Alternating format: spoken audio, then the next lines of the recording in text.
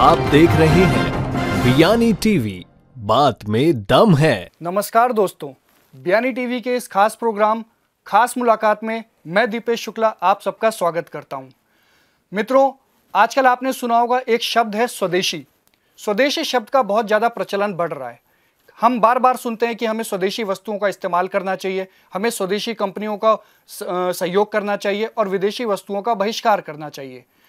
लेकिन हम आमतौर पे ये नहीं जान पाते कि ये स्वदेशी को अपनाने से या स्वदेशी का इस्तेमाल करने से क्या भला होने वाला है, हमारा क्या भला हो सकता है और हमारे देश का क्या भला हो सकता है।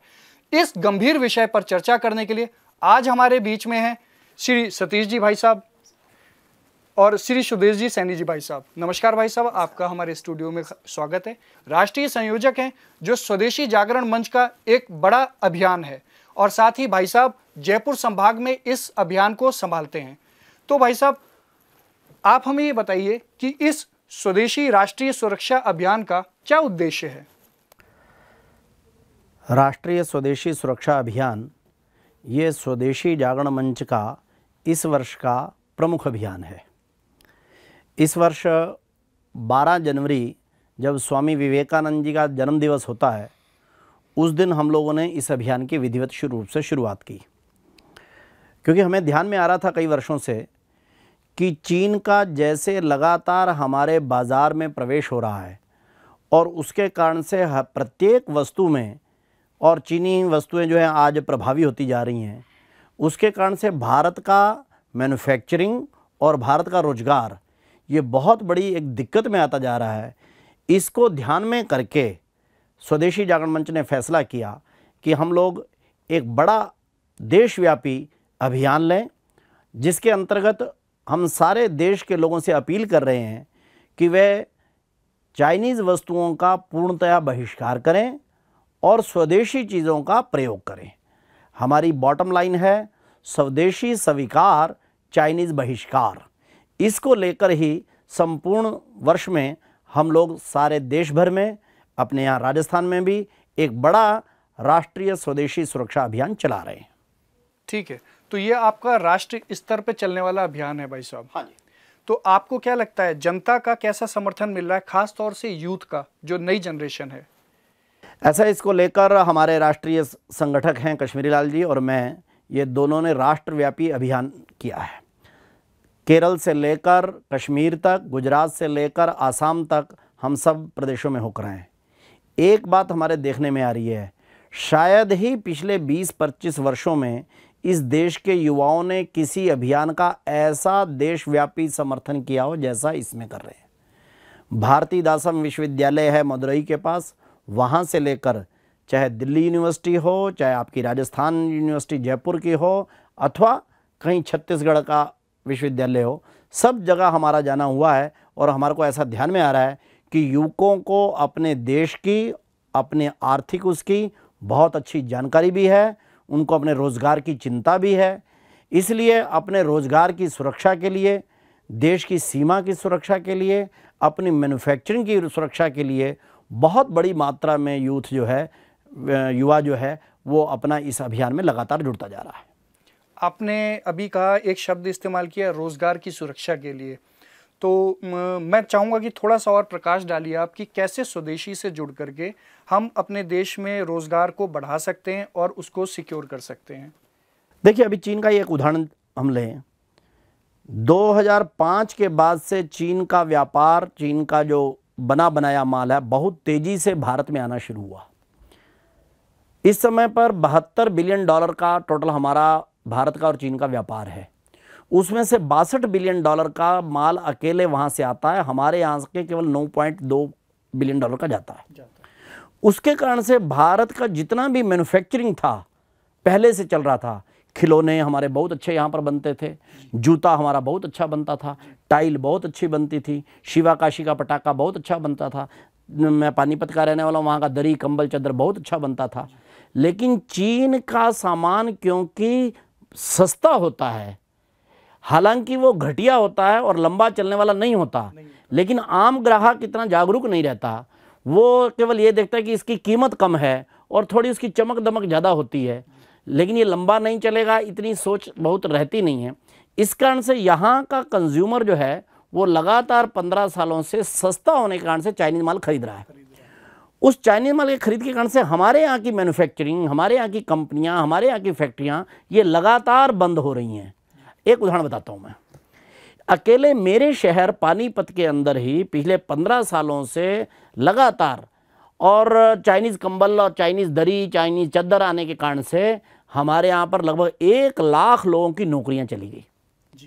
80% हमारे पानीपत के उद्योग बंद हो गए।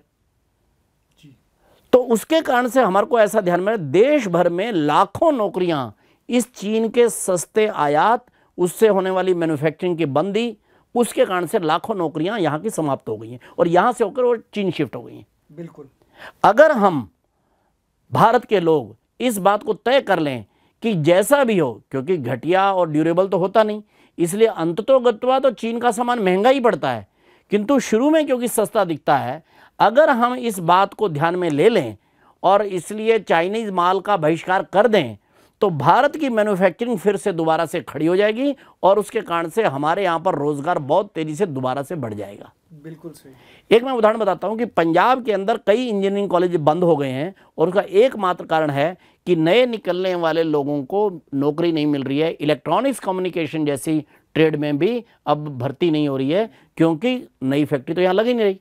हम बना बनाया चीन का माल लेने के आदी होते जा रहे हैं, इसके कारण से नई नौकरियां नहीं निकल रही। इसी कारण से हमारा युवा परेशान है। अगर चीन का माल ये रुक जाता है और हमारे यहाँ की मैन्युफैक्चरिंग फिर से खड़ी होती है जैसे पहले चल रही थी, तो निश्चित रूप से हजारों की मात्रा में यहाँ पर रोजगार नया निकलेगा, हमारे यूथ को रोजगार मिलेगा और हम बहुत बड़ी भारत को आगे ले जाने की प्रक्रिया कर सकते हैं। बिल्कुल सही बात कही आपने। और इसी के साथ एक पहलू और जुड़ता है भाई साहब, सरकार का पहलू। आप इस अभियान से जुड़े हैं तो आपको क्या लगता है, क्या सरकार की तरफ से सरकार का सकारात्मक रवैया रहता है स्वदेशी के प्रति, या वो पॉलिसी और नीतियों में स्वदेशी को बढ़ावा देने के लिए कितना जागरूक है? जैसे कि मेक इन इंडिया कैंपेन अभी चल रहा है, लेकिन अभी उसके परिणाम आने में थोड़ा समय लगेगा, लेकिन क्या वास्तव में आपको लगता है कि ये चीज़ें इम्पैक्ट करेंगी और सरकार का रवैया सकारात्मक है?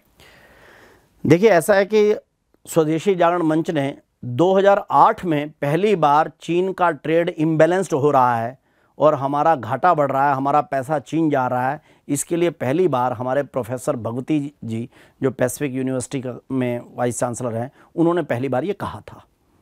किंतु उस समय की सरकार ने इस तरफ कुछ ध्यान नहीं दिया। नहीं, 2011 में भी हमने चाइनीज़ इकोनॉमिक एग्रेशन करके एक पेपर निकाला था स्वदेशी जागरण मंच ने, सरकार से बातचीत भी की थी, लेकिन UPA 2 ने बिल्कुल भी इस चीन से बढ़ते हुए हमारे व्यापार घाटे की तरफ ध्यान नहीं दिया, इससे खत्म होने वाले हमारे रोजगार की तरफ ध्यान नहीं दिया, इससे बंद हो रहे हमारे उद्योगों पर ध्यान नहीं दिया। 2014 में सरकार आने के बाद इस सरकार से हमारा संवाद कुछ मात्रा में शुरू हो गया, जो कि एक सकारात्मक पक्ष है। जितनी स्वदेशी जागरण मंच मांग करता है, अपेक्षा करता है, उतना तो नहीं हो रहा है, किंतु ये सरकार इस मुद्दे पर गंभीर है ऐसा भी हमारे को लग रहा है। उदाहरण के तौर पर उन्होंने चीन के ऊपर, यानी इस मोदी सरकार ने चीन के ऊपर के आने वाला स्टील बड़ी मात्रा में आता है, उस स्टील के ऊपर 18% की एंटी डंपिंग ड्यूटी इंपोज कर दी, जिससे चीन से आने वाला 65% स्टील ये कम हो गया है। कम हो गया। एक्सप्लोसिव एक्ट का प्रयोग करते हुए WTO के कारण से कोई सरकार एक साथ तो किसी भी देश का माल रोक नहीं सकती है।